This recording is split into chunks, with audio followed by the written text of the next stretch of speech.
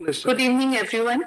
I, Anju Bajaj Chalna, Registrar Supreme Court, on behalf of Honorable the Chief Justice of India, Shri N.V. Ramanna, welcome all Honorable Judges of the Supreme Court of India, Judges of the High Courts, and all women judicial officers from across the country joining us offline and online on this momentous and historical day when we have assembled here to celebrate the first ever International Day of Women Judges. It is my pleasure to request Honorable the Chief Justice of India to welcome Honorable Ms. Justice Indra Banerjee, Judge Supreme Court of India, by presenting the potted plant. Supreme Court of India.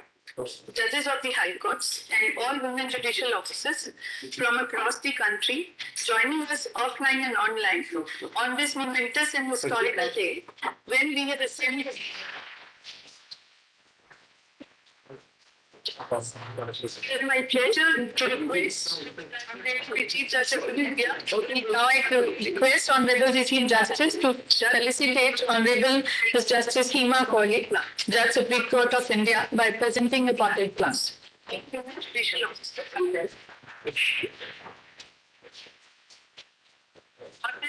I now request Honorable the Chief Justice to welcome Honorable Ms. Justice B.V. Nagaratna, Judge Supreme Court of India.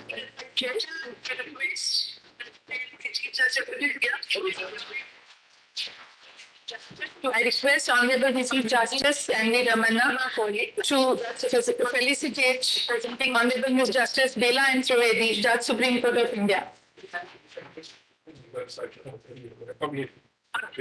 I now request Honorable the Chief Justice Supreme Court of India. Thank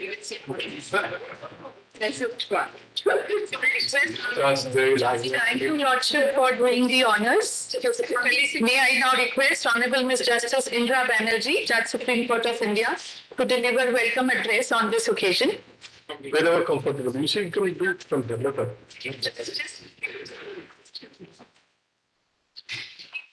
The Honorable the Chief Justice of India, Justice N.V. Ramanna, my esteemed colleagues, Justice Hema Kohli, Justice B.V. Nagaratna, Justice Bela Trivedi, my colleagues of the Supreme Court who have joined this program virtually, To deliver welcome address on this Chief occasion. Justices and Judges of the High Courts, District Judges, Judges of Tribunals, Judicial Officers, ladies and gentlemen. We have assembled today to observe the first International Day of Women Judges at the initiative of our progressive Chief Justice of India, who has the unique distinction of swearing in 3 women as judges of the Supreme Court of India on a single day, and out of whom one should become Chief Justice of India in future. The right to equality, irrespective of gender, is a basic human right recognized, reaffirmed, and reiterated in the Universal Declaration of Human Rights, adopted by the United Nations on 10 December 1948. All the major international instruments relating to women, including in particular the Convention on the Political Rights of Women, 1953, the Convention on the Elimination of All Forms of Discrimination against Women, popularly referred to as the CEDAW, the Convention, the Vienna Convention on the Elimination of Violence against Women, they all recognized, amongst others, the right of women to equality and the right against discrimination. Article 1 of the CEDAW defines discrimination against women to include any distinction, exclusion, or restriction on the basis of sex which impairs exercise of equal rights by women.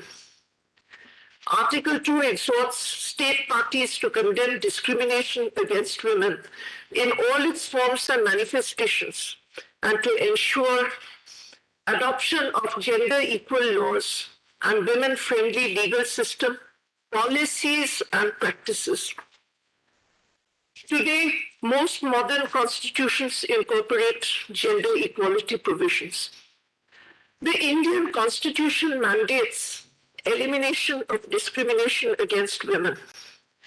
After India ratified the CEDAW, a multi-pronged strategy has been evolved for the empowerment of women. Yet the ground reality is that equality of status is more in the books than in actual practice. Justice Leela Seth, the first Indian woman to be appointed the Chief Justice of a High Court, once lamented, "Women are half the world and hold half the sky. But where are they when it comes to equality?" India's commitments under international conventions and instruments need to be honored. The focus has to be on substantive equality by affirmative action and not just formal equality.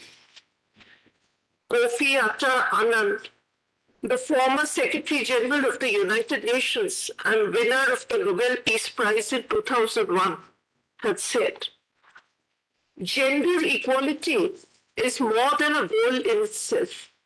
It is a precondition for meeting the challenges of reducing poverty, promoting sustainable development, and building good governance." In the last 3 or 4 decades, there has been increasing awareness of the need for sustainable development. That is development which meets the needs of the present without compromising the needs of the future. Intergenerational equity cannot be achieved without addressing gender relations which underlie prevailing inequity. In 1992, the United Nations Conference on Environment and Development made important provisions for the recognition of women's contributions and their full participation in sustainable development. The Rio Declaration, particularly Chapter 24, entitled Global Action for Women towards Sustainable and Equitable Development, makes strong commitments to strengthening the position of women. Today, women are still underrepresented among those who take decisions that will impact future generations. Achieving both intergenerational and intergenerational justice is a goal towards which there is a joint responsibility of women and men. Empowerment of women is one of the Sustainable Development Goals.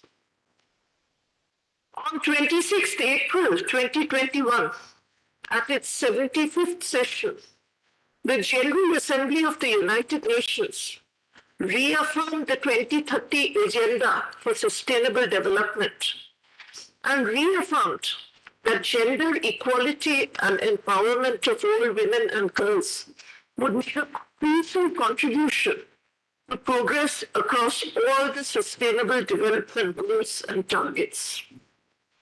Systematic mainstream of a gender perspective in the implementation of the 2030 Agenda was considered crucial.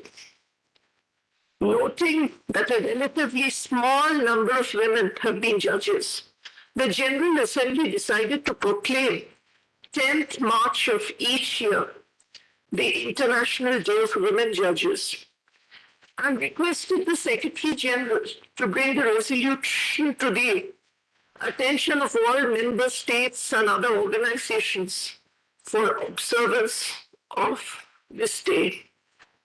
The object of observing International Day of Women Judges is to create awareness and to sensitize with a view to promote full and equal participation of women at all levels of the judiciary. Despite increased engagement of women in public life, they remain significantly underrepresented in decision-making positions. In fact, relatively small number of women have been or are part of the judiciary, particularly at senior judicial leadership positions. The active participation of women on equal terms with men at all levels is essential to the achievement of equality, sustainable development, peace, and democracy. Diversity affirms the democratic idea of inclusiveness. In the judiciary, it reinforces the notion of equity and equality.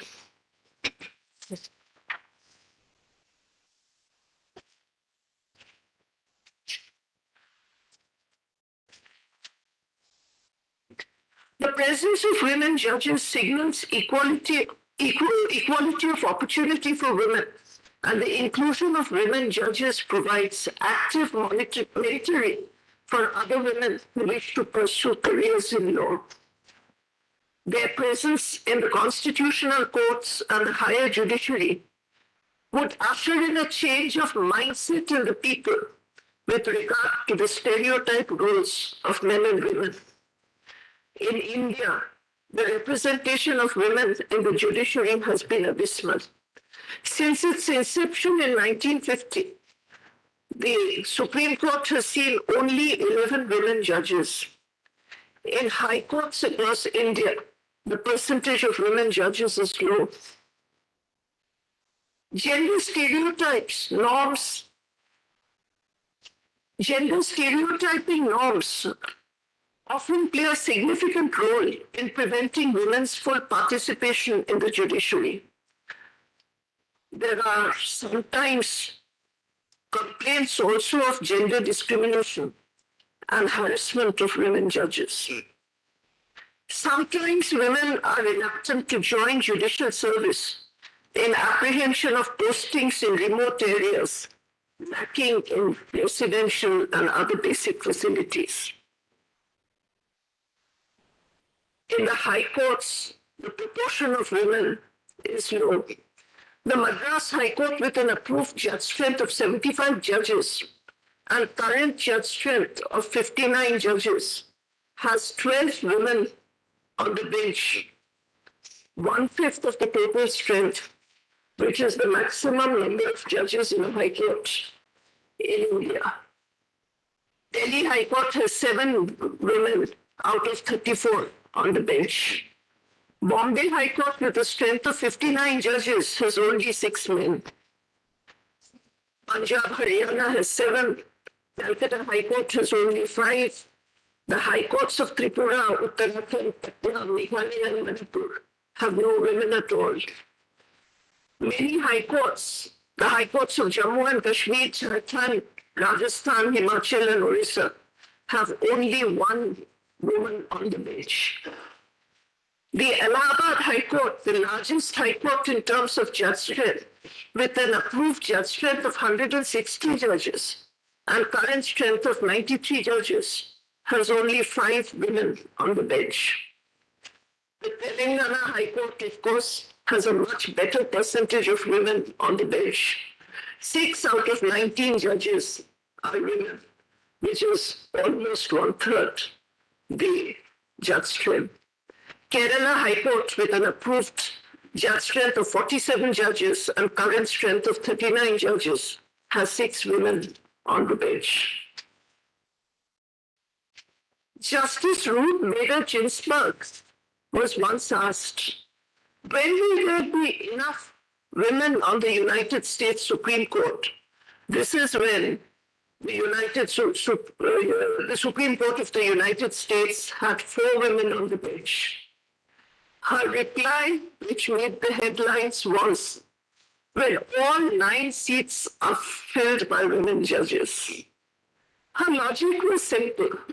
There had been 9 men on the bench. Nobody ever raised a question about that.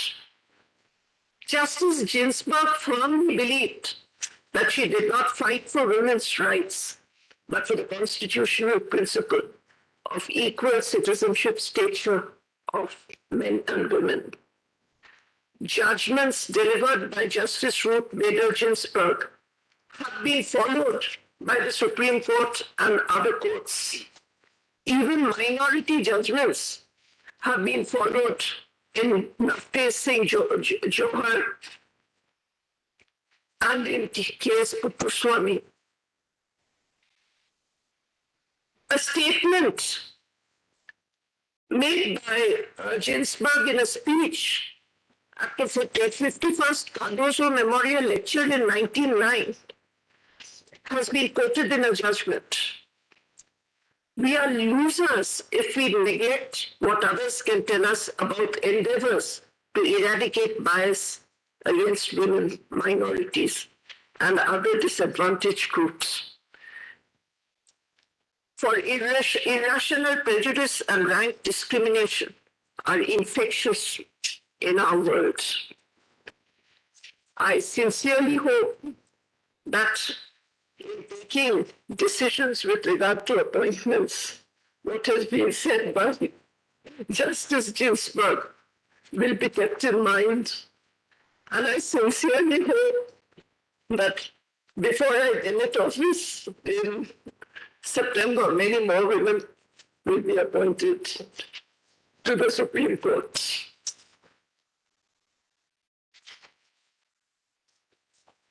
To quote Swami Vivekananda, just as a bird cannot fly with one wing, the nation cannot march forward if the red men are left behind. Our judiciary cannot excel if the women are left behind. But of course, the men are also a wing of the same bird. And we have seen enough progressiveness in our Chief Justice, who has taken the initiative to organize the program this evening. With these words, I welcome the Honorable the Chief Justice of India to this program. It's a formal welcome because the idea was all yours. Thank you. I welcome my colleagues, Justice Hima Kohli, Justice Nagaratna, and Justice Bula Trivedi. I welcome my colleagues who have joined us online, colleagues of the High Court. I welcome the Chief Justices and Judges of the High Courts, the District Judges, Judges of tribunals, judicial officers, and last and not least, my dear officials of the registry who are present here today and all others present here today. I welcome you. Thank you.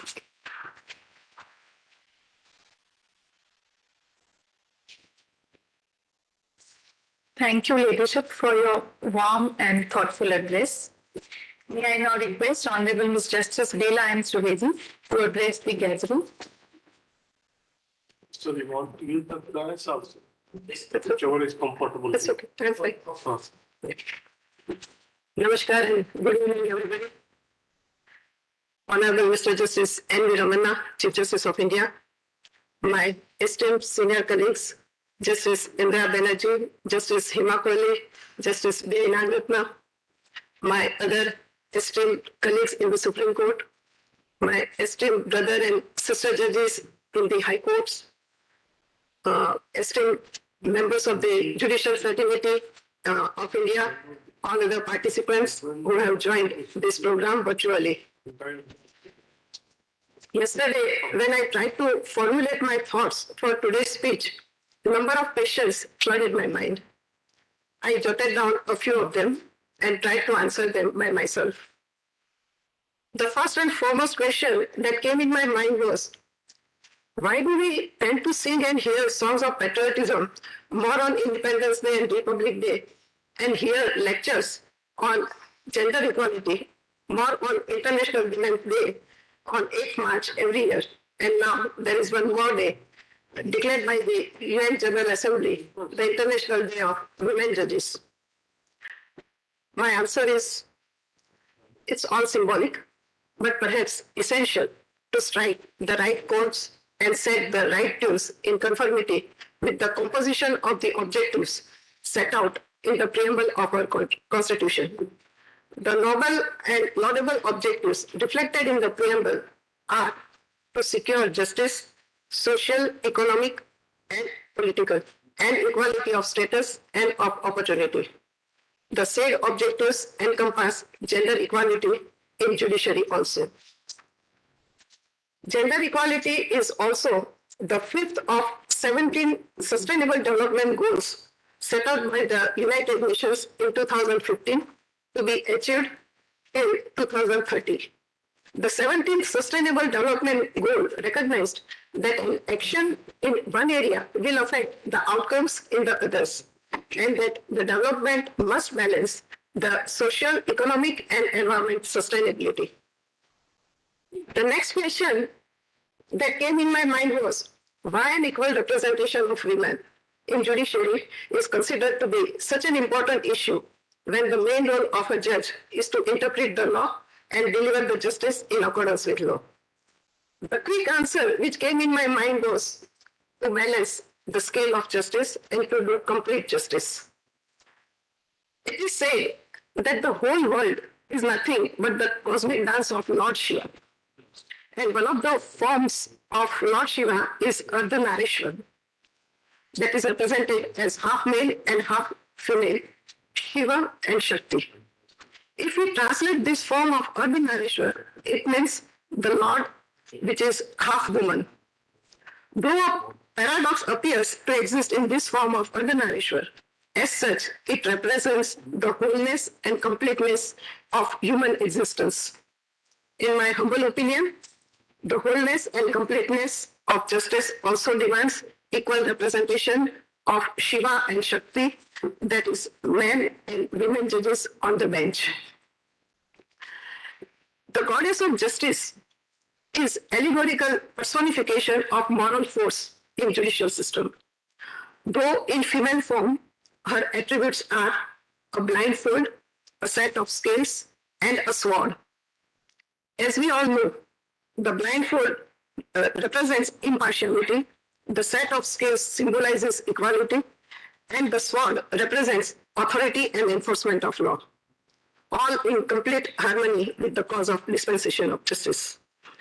According to the theory of judicial virtues, the virtues like honesty, patience, prudence, courage, impartiality, and independence are the traits indispensable for dispensing quality justice. And it is now openly acknowledged that by and large, women are blessed with such virtues. The concept of masculinity and femininity do exist within each one of us. However, the problem arises when there is an excessive and obsessive identification with one, which creates gender inequality. This is a global phenomenon prevalent not only in India, but all over the world. One of the reasons considered by the United Nations General Assembly for deciding to proclaim International Day of Women Judges was a small number of women judges at all levels in the judiciary. So far as India is concerned, as per 2021 data published by the Union Ministry of Law and Justice, 12% of working strength in the High Courts and 28% of the working strength in the district judiciary is represented by the women judges. It is for the first time after the independence that a history was created in 2021 on the elevation of 3 women judges in the Supreme Court, for which we are grateful to our Honorable the Chief Justice, Justice Ramanna, and the esteemed members of the Collegium. There could be many reasons for such skewed and abysmal representation of women in the judiciary. However, another question which came into my mind was why gender equality is necessary to balance the scale of justice. There is a popular dictum laid down by Lord Howard, the then Lord Chief Justice of England. Not only must justice be done, it must also be seen to be done. Society is one of the important stakeholders in the justice delivery system. Because of the meager representation of women in the judiciary, the society may perceive that the judiciary is mission of encourage patriarchal exclusivity, not sufficiently sensitized to the needs of the most vulnerable section of the society. The legitimate expectation of every democratic society would be to see that there is an equal representation of women judges in the judiciary, which is the strongest pillar of democracy. Henrik John Ibsen, a noted Norwegian playwright and theater director of the 19th century, had jotted down in his notes for modern tragedy, I quote, "A woman cannot be herself in the society of the present day, which is exclusively masculine society, with the laws framed by men and with the judicial system that judges feminine conduct from masculine point of view." Unquote. The minuscule representation of women in the judiciary will also nurture a belief that the women do not belong to the leadership role, though the symbol of justice is Lady Justice. Another reason for increasing the strength of women judges is that they bring into the judicial decision-making process their lived experiences and challenges faced by them, which help them in taking a more comprehensive perspective in arriving at a just decision. We all know that being sworn in as a judge neither miraculously changes one's mindset nor makes the judge free from biases and prejudices that one carries as a result of one's own lived experiences. While there is no simple solution to this problem of being biased or prejudiced, increasing the diversity of perspectives may reduce the likelihood of injustice that might occur due to lopsided representation of one gender. A diverse gender perspective may enhance the fairness in adjudication process, which is the very foundation of the administration of justice. Let me quote few examples. Justice Anna Chendi, one of the first female judges in British Empire, who after the independence became the first female member of the bench of Kerala High Court, had the dual ideals of autonomy and dignity at the heart of her argument for women equality. Justice Leela Sheth, as referred by my sister, the first woman judge to become the Chief Justice of Himachal Pradesh High Court, and who set a number of inquiry commissions, had immense contribution to her credit to overhaul the gender-related laws, including the rape laws and succession laws.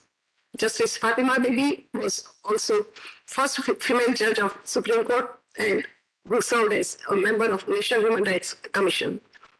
All these women judges have shown to the world that women are capable of tackling any crisis. Their experience and insights into the working of Constitution and the laws comprise valuable assets. I cannot conclude my speech without referring to my most favorite quote of Vinobaji, Atma Shaktir Bhanat Atav Shashan Mukti. If one wants to be free from outer domination, one has to realize one's own inner strength. So on this special day, I would wish each and every judge, women judge of judiciary, very best wishes for realizing their own inner strength. We in the 21st century, with the Honorable Chief Justice, Justice N.V. Ramanna, at the helm of Office of the Judiciary and other esteemed members of the Collegium, can legitimately expect a judicial system that would be governed by the judges, both male and female, equal in strength. I am indeed grateful to Justice Ramanna for giving me this opportunity to address the women judges of the country and share my few thoughts on this special day. Thank you so much.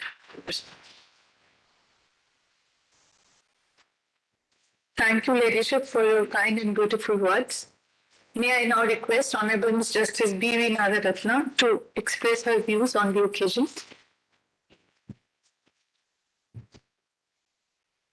Very good evening to everybody. So my, my. A very good evening to everybody.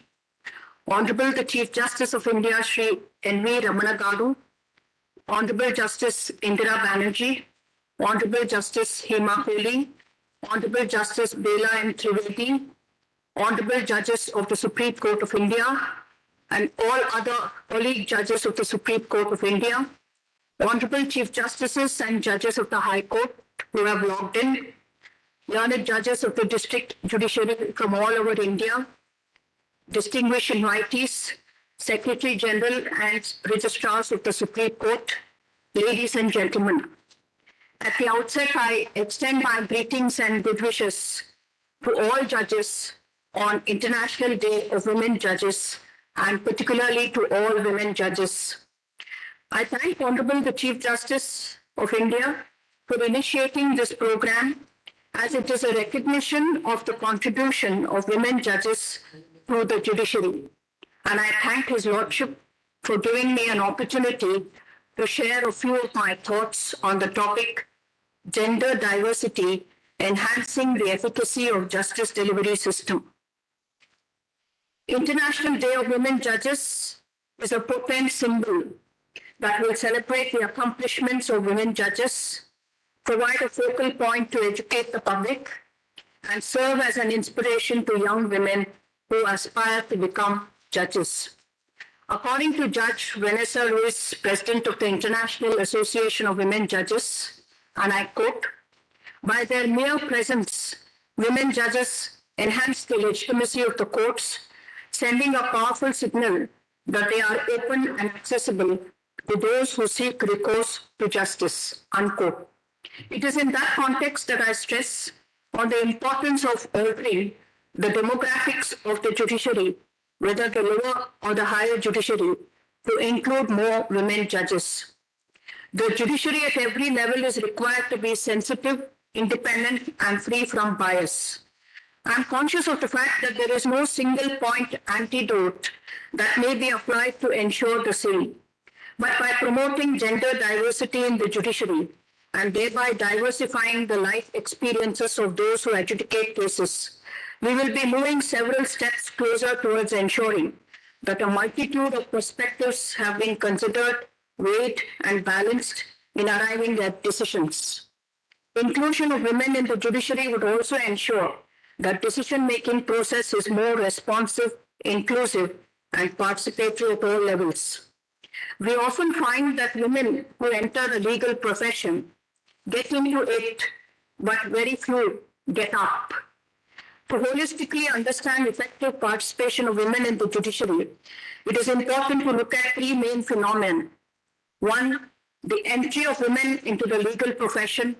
Two, the retention of women and growth of their numbers in the legal profession.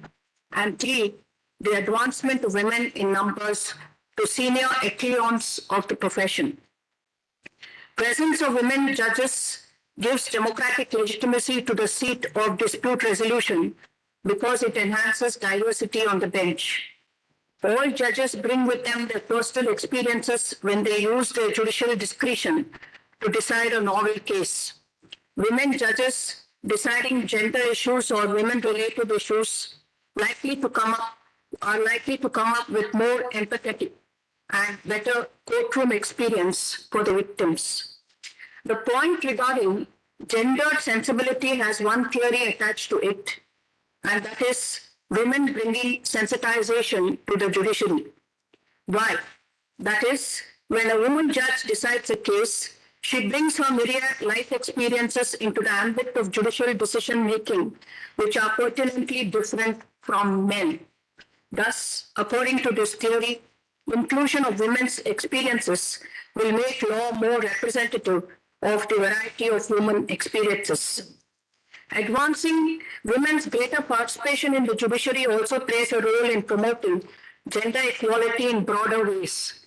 Female judicial appointments, particularly at senior levels, can shift gender stereotypes, thereby changing attitudes and perceptions as to appropriate roles of men and women. Women's visibility as judicial officers can pave the way for women's greater representation in other decision-making positions, such as in the legislative and executive branches of government. Higher numbers and greater visibility of women judges can increase the willingness of women to seek justice and enforce their rights through the courts. We have all recently celebrated the historic elevation of 3 women judges to the Supreme Court of India in August 2021 under the leadership of His Lordship, the Chief Justice of India, Sri Ramana, along with his 4 other senior-most colleagues. Totally, we are now 4 women judges in the Supreme Court. I think this would bring about a paradigm shift in the composition of the apex court of the country, which I believe is the beginning of a new era in the history of this great institution. Women judges in the judiciary would serve to secure women's rights by providing an impetus to the enforcement of such rights and to cater to specific needs of women. Having greater representation of women on the bench would naturally enhance the decision-making process, as there would be a clear gender perspective inbuilt in the said process.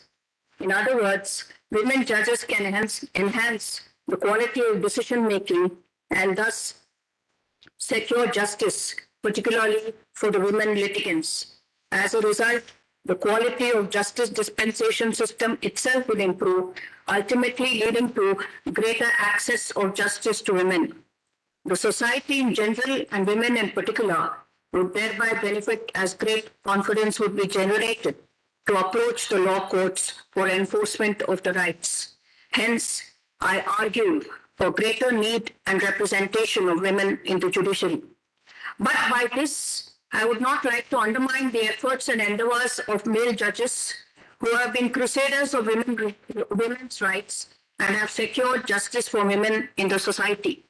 There is a long list of the number of cases which have been decided by the Honorable Supreme Court and several high courts in this regard, but I will only take one single example, and that is due to paucity of time. Recently, the Supreme Court of India, in the case of Secretary Ministry of Defence versus Babita Punya, directed that women engaged as short service commission officers be granted permanent commission in the Indian Army at par with their male counterparts. Thus, the presence of women in the judiciary serves as a catalyst for the development of a gender-sensitive judicial institution and more broadly to achieve gender justice within society. I would also like to state that the appointment of more judges in the judiciary is not the only need of the hour. We need to create and foster an environment within courts and among the members of the legal fraternity which would enable women to grow intellectually and demonstrate the merit that they possess. In such an atmosphere, where women are accorded fair opportunity, it would naturally follow that the number of women in the judiciary would only enhance. My advice to all young women in the country who are judges is to involve themselves in varied legal subjects and to continuously to strive for better. Women judges have already erased the impression that they are mere adjuncts in the justice delivery system. Now the time has come to break the glass ceiling for women to strive further ahead. I have come to believe that each one of us has a personal calling that is as unique as a fingerprint, and that the best way to succeed is to discover what your passion is, and then to find a way to offer it to others in the form of service. Our profession is a form of service. I hope that we as a fraternity leave no stone unturned in dispensation of justice to those who are seeking it to the best of our ability. I end by once again thanking His Lordship, the Honorable Chief Justice of India, for recognizing the contribution of the women judges to the Indian judiciary and for initiating this program. Thank you. Namaskar.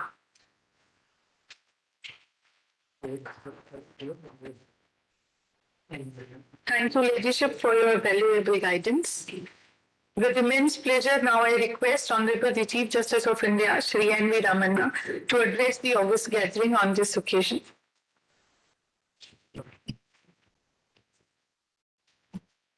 Sister Justice Indira Banerjee, Sister Justice Hema Kohli, Sister Justice B.V. Nagaratna, Sister Justice Bella M. Trivedi, brother judges from the Supreme Court who have joined online, all the sister and brother judges from various high courts, all the dynamic women judicial officers from across the country who are balancing the scales of justice. Friends from media, ladies and gentlemen. At the outset, I would like to thank the Secretary General and the registrars of the Supreme Court and Registrar Generals of various high courts and the technical staff of the Supreme Court and all the courts across the country and the NIC for organizing this event at a very short notice of 2 days. I appreciate the round-the-clock efforts that you have made to make this event a success. I am given to understand that about 6,000 judicial officers from across the country have joined this program, and more than 8,822 people are watching through the YouTube channel. Good evening to everyone. 3 days back, this is Hema Kohli, my sister, who is sitting with me on the bench, reminded me, Chief Justice, what are you doing on this day of International Day of Women Judges? So honestly, I have nothing, I am not part of any program. So her reminder made me that I had to do something immediately. So immediately I called my four sisters and discussed with them. They really agreed and they have given suggestions how to conduct the program. And with the help of the registrars of the Supreme Court, I have organized this program. I'm very happy. So many judicial officers across the country and judges of different high courts, not only male, male judges also joined in this occasion. And general viewers who are concerned about the rights of the women also joined on this occasion. It's a great event and achievement. I thank everyone for participating in this. I'm glad to learn that India was among the nations that sponsored the resolution moved by Qatar before the United Nations General Assembly, which resulted 10th March of being declared as the International Day of Women Judges. I am extremely glad to be a part of its first ever celebration. My life has been shaped by strong and exemplary women. I grew up as the youngest brother to two sisters. My mother, though not highly educated, was worldly wise and taught me invaluable lessons of life.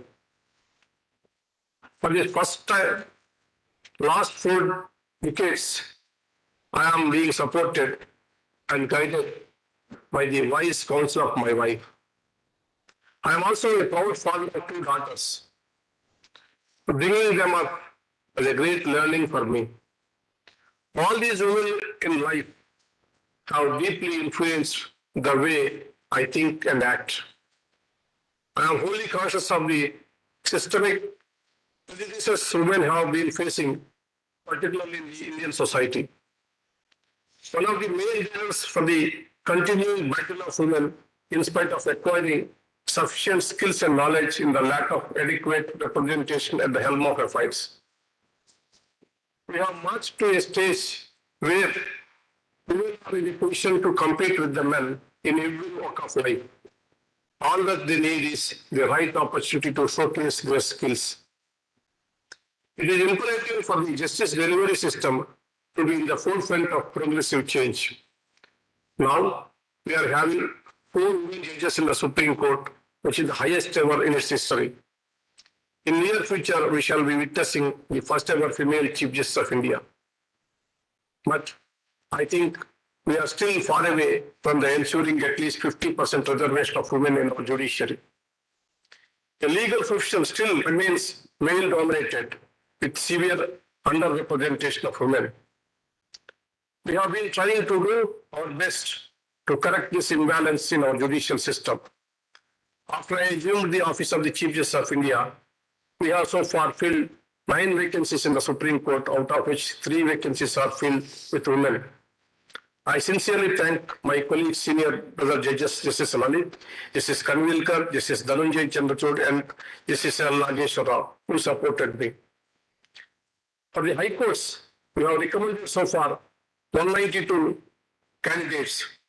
Out of these 37, that is 19% women. This is certainly an improvement over the percentage of incumbent women judges in High Courts, which stands at 11.8%. Unfortunately, so far, only 7 out of 37 women recommended to High Courts were appointed. Other recommendations are still pending with the government. There are numerous factors behind the underrepresentation of women in judiciary. The primary reason is deeply ingrained patriarchy in our society. Women often have to face hostile atmosphere within the courtrooms, harassment, lack of respect from members of the bar and bench, the silencing of their opinions are some of the other traumatic experiences often recounted by many women lawyers. Resultantly, out of nearly 17 lakhs advocates registered in the country, only 15% are women. The absence of inclusivity in the thought process sustains this anomaly. A good number of women law graduates who are compelled to give up their professional ambitions due to societal expectations. We need to create enabling environment for women to pursue their career in law. Balancing personal and professional life is a huge challenge for women. Though they excel as students, their domestic issues prevent them from pursuing their passion. This is where the family, fellow members of the bar and the bench need to provide necessary encouragement. A woman being a natural multitasker is bound to succeed in any given profession. But if she is dependent on only a few personal briefs which will come her way, her appearances before the courts is minimized. The bench will also not be in a position to recognize her. Hence, women should be given preference while making appointments as panel advocates, which will pave their path to the bench. The need of the hour is sensitization and emphasis on inclusivity. The presence of women as judges and lawyers will substantially improve the justice delivery system. The presence of women on the bench and the bar has more than a symbolic importance. They bring to the law a different perspective, one that is built upon their experience. They also have a more nuanced understanding of the differing impacts that certain laws may have on men and women. For instance, Cornelia Swarajee was the first woman to study law at Oxford in 1892, returned to India and worked extensively with women in Parla. She provided them with much needed legal assistance which never had before. The first woman judge of the Supreme Court, Fatima B, was born in a small village in Kerala. Having lived through hostile male-dominated legal profession, she was an important voice on the bench. Often, women feel deterred in reporting certain offences due to lack of representation in the criminal justice system. A strategic investment in diverse judiciary will bring in exemplary changes in the accessing justice as well. The issues confronting women are no longer private affairs of women. One of the mark of a progressive nation is the condition of its female population. Women too are stakeholders in this system and they must become a substantial part of it. Most importantly, the injustices faced by women are compounded by intersectional issues of socio-economic conditions. Therefore, we need women from all classes and sections to find a place within the judicial system. The dream of fair and equitable society will come true when women from all backgrounds have a say. Every woman's struggle and experience is unique to herself. Growth in jurisprudence will occur only when our bar and benches have diverse voices. Diversity of experience bringing in diversity in opinions. We are definitely in need of more women judges from rural background. The atrocities faced by rural women or women from marginalized communities are often underreported and go unnoticed by many. The district judiciary being the first point of contact needs to be sensitive to the needs of women and children. There is much to be done.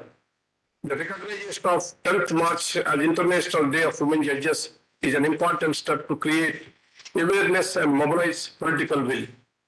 I am a strong proponent of affirmative action. To enrich the pool of talent, I strongly propose a reservation for girls in legal education. The data proves such a provision was yielding encouraging result in appointing women judicial officers at the district level.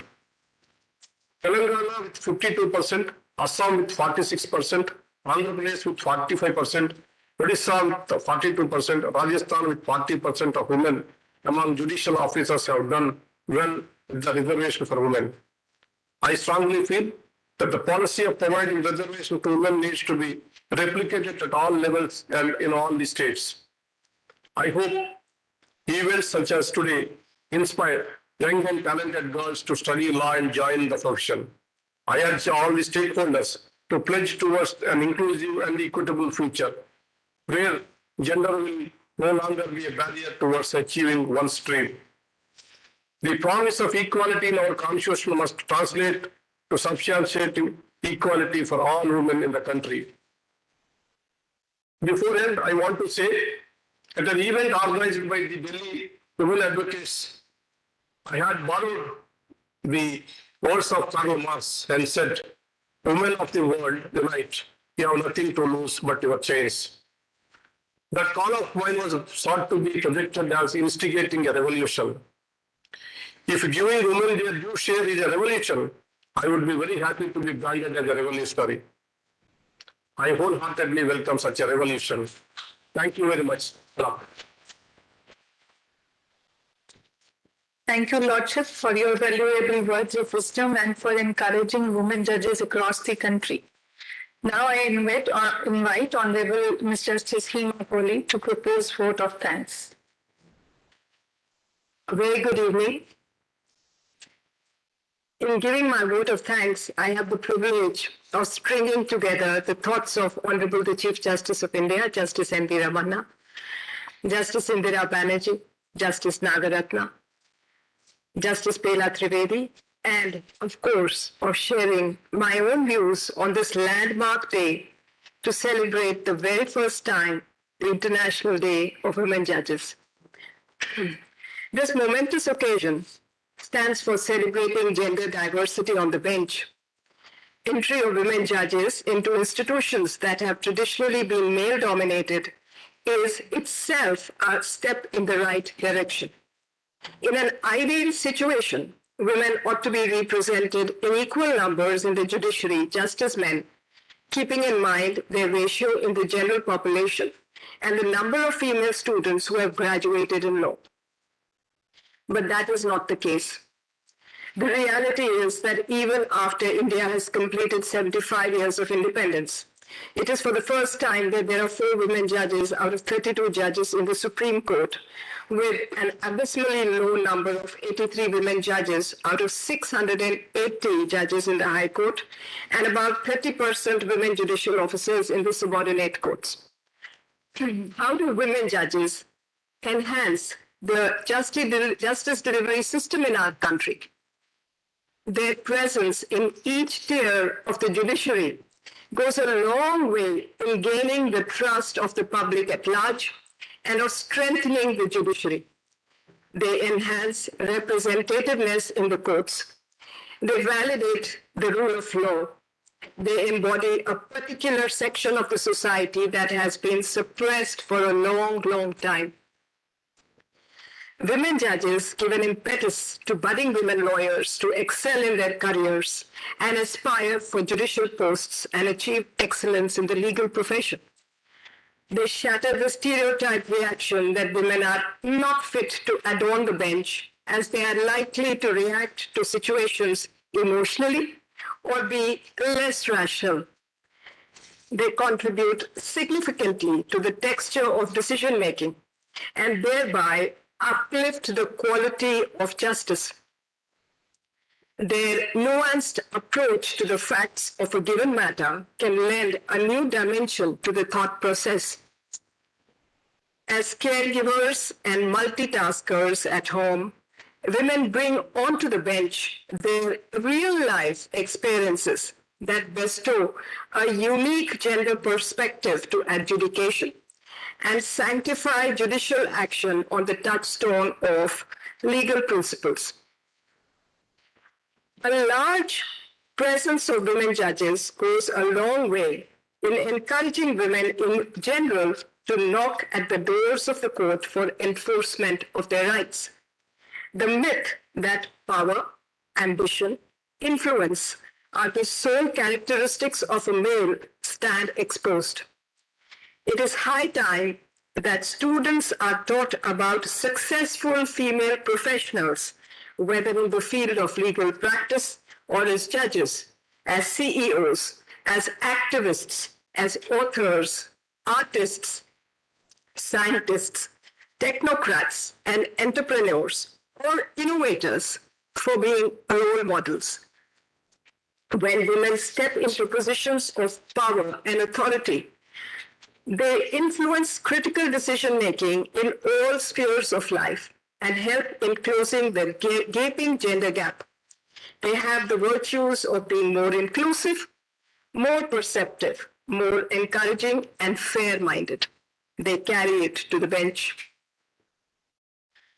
Coming closer home, it must be acknowledged that each one of you women judges are achievers, irrespective of your geographical, social, cultural, and religious moorings. Your presence in the judiciary brings with it transparency and inclusiveness. Wherever you are discharging your duties, you send a powerful message across the country that courts at all levels are open, approachable, and are willing to dispense justice with an even hand without discriminating on the basis of caste, color, creed, gender, religion, or wealth.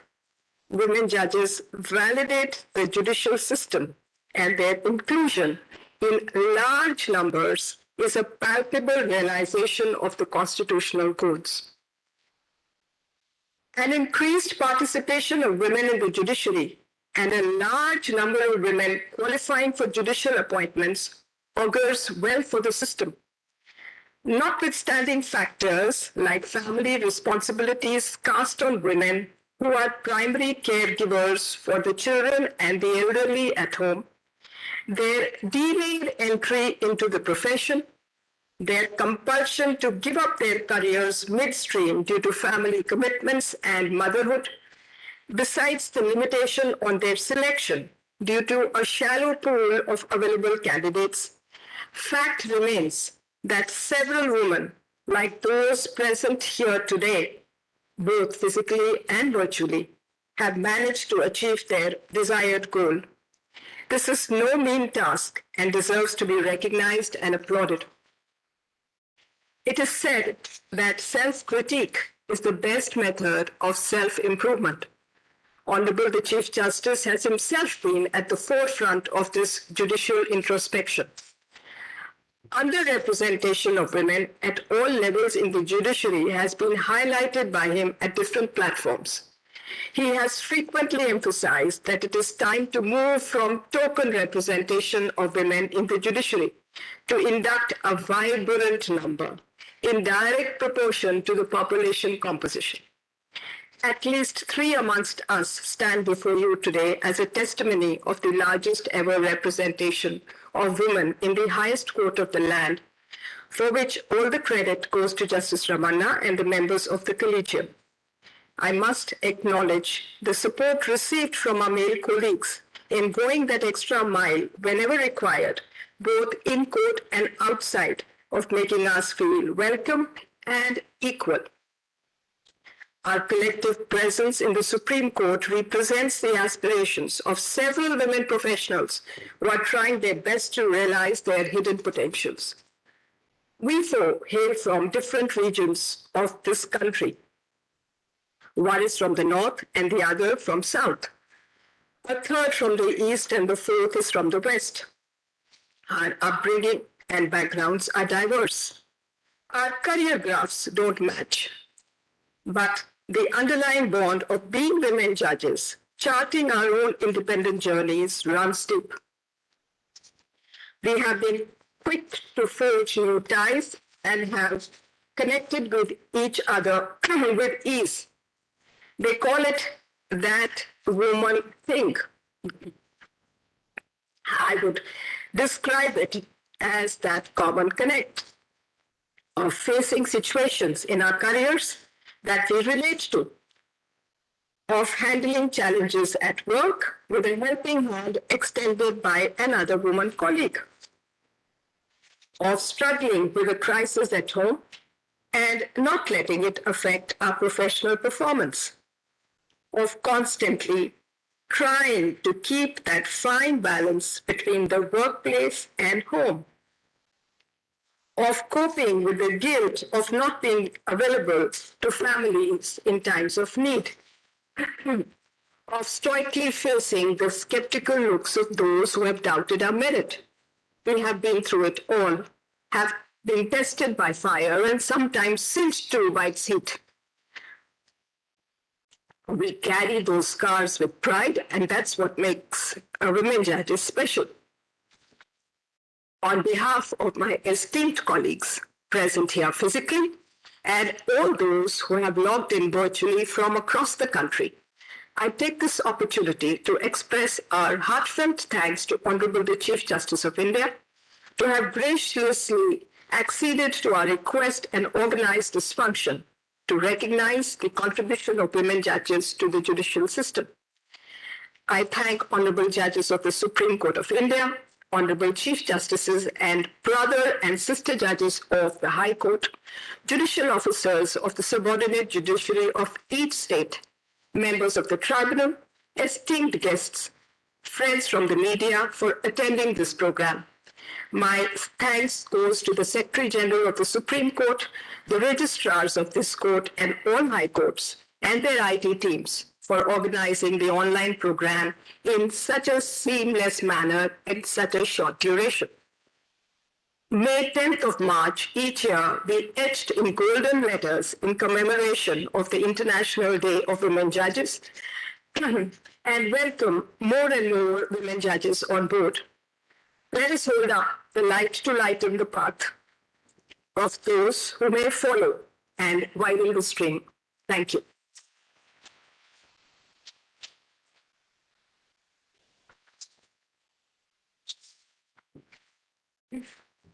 Thank you, Ladyship, for extending warm vote of thanks. We now come to the close of this event. We thank one and all for participating in the event. Thank you so much.